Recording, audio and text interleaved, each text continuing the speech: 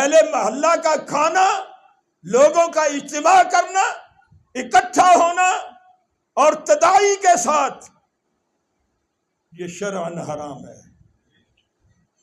یہ کیا ہے؟ اتنے تے اپنے پہلے بیٹھے ہوتے ہیں جویں بڑے مہمان، یہی ہے، بچو اس چیز سے۔ فرمایا میت کے گھر والوں کے لیے کھانا تیار کرو، وہ غم میں ہے، دکھ میں ہے، یہ مسنون ہے۔ اور جو اہل محلہ ہے وہ جائیں گھر میں جا کے کھائیں، یہاں کیا لینا ہے انہوں نے؟ ہاں کوئی مہمان ہے بیچارہ جس کا کوئی ذریعہ نہیں ہے، چلو وہ آ گیا ہے، اخلاقاً اسے اگر شامل کر لیں تو باقی منع ہے۔ اس سے بہتر یہ ہے کہ جو دکھاوا تم نے کرنا ہے ناک رکھنے کے لیے، وہ چپ کر کے کسی یتیم غریب کو صدقہ کر دو، انشاءاللہ ناک رہ جائے گا۔